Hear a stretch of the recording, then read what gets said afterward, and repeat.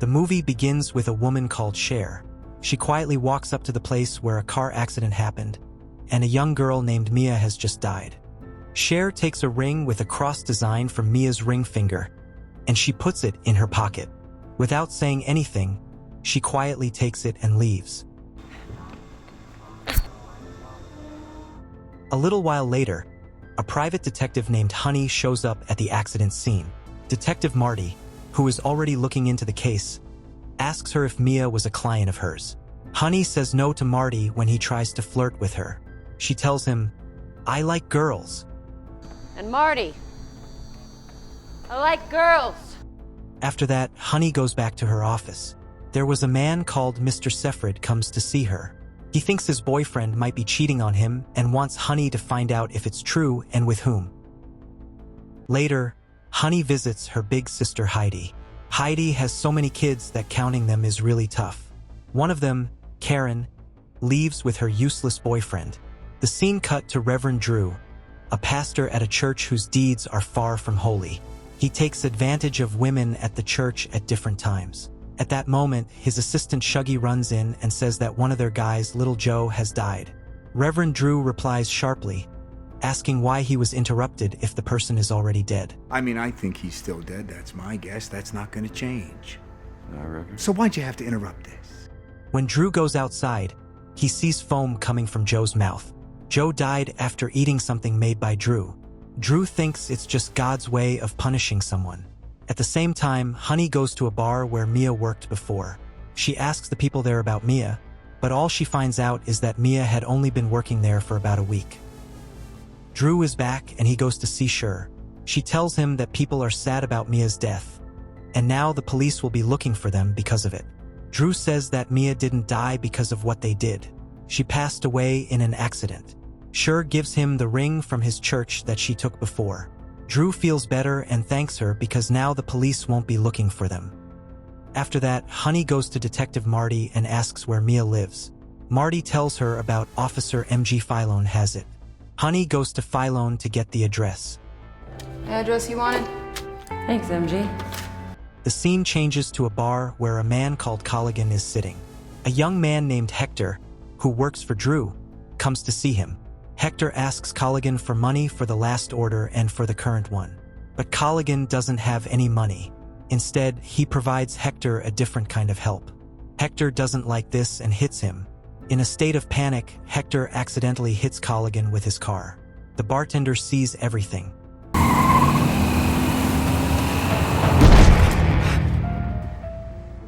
The next day, Honey goes to see Mia's parents. She tells them that Mia called her just one day before she died. Mia's parents don't understand why their daughter would reach out to a private investigator.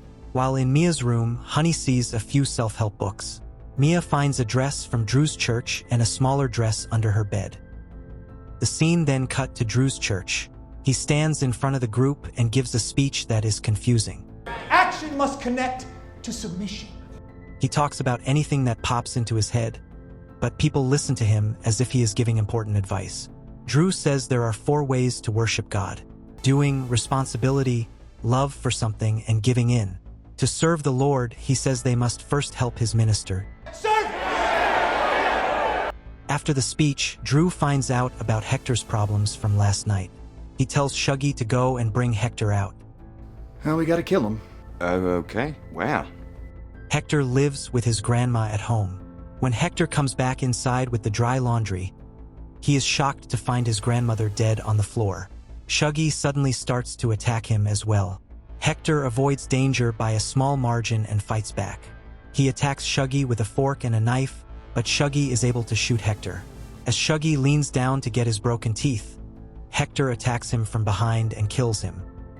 Meanwhile, Mr. Seffred cries in front of Honey and her secretaries because his boyfriend Colligan died in a car accident earlier. After that, Honey visits Officer Philone. They spend the night together, but the next morning, Honey's niece Karen comes to visit her. She says that her boyfriend hurt her, but she doesn't want her mom to find out. Honey promises not to tell her mom if Karen never talks to that boy again. Philone hears all of this. The scene changes to Trey, who is spending time with 2 girls. Out of nowhere, Hector rushes in with a gun. He gets distracted by the girls and pauses before shooting. He shoots without looking. During the confusion, Drew quietly approaches from behind and easily kills Hector. Now, we will pay attention to Karen. While she was working at the restaurant, she saw an old man looking at her. His stare makes her really uneasy. Drew learns that private investigator Honey wants to see him. At first, he says no, but when he finds out she is pretty, he says yes. When Honey gets there, she asks him about Mia, but instead of answering her, Drew starts to flirt with Honey.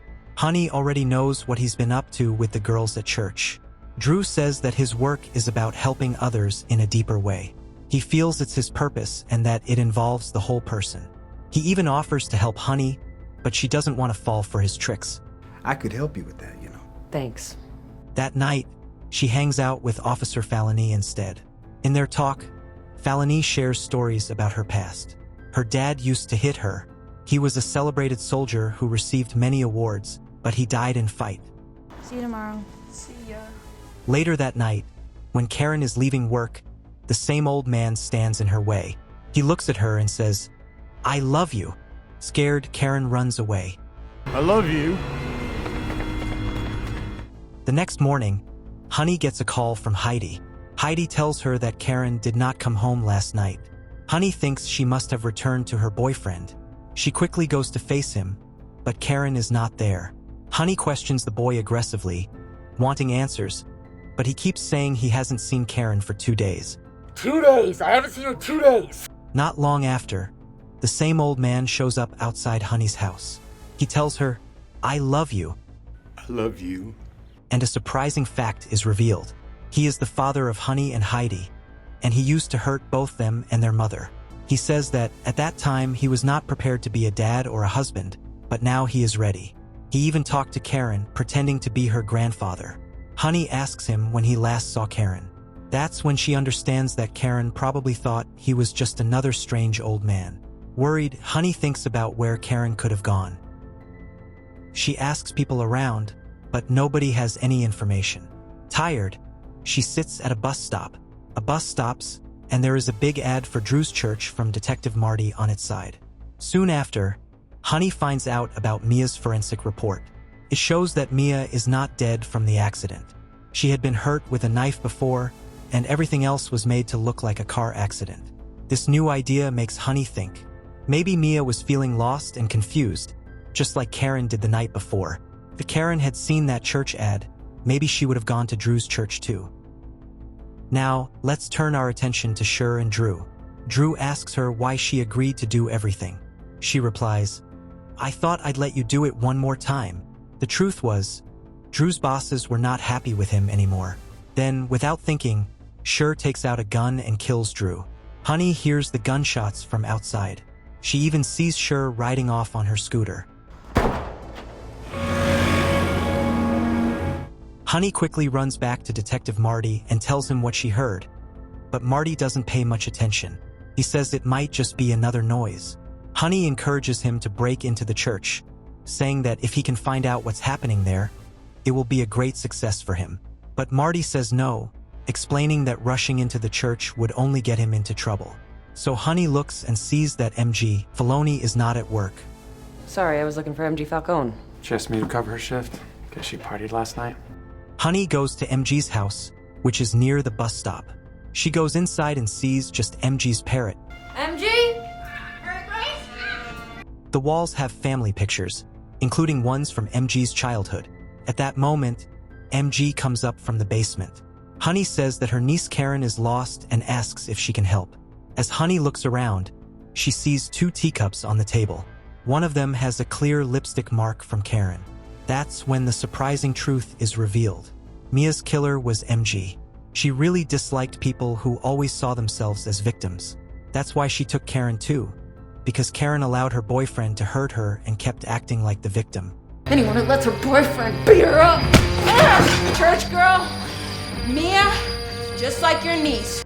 She had even killed her own father right there. MG suddenly attacks Honey with a knife. Feeling scared, Honey fights back by grabbing a hot kettle and throwing it at her. Half of MG's face is badly burned. Then she goes to grab her police belt to take out her gun, but Honey gets it before she can. She shoots MG dead. Honey starts calling out for Karen, but from her stab wound, she collapses unconscious. Found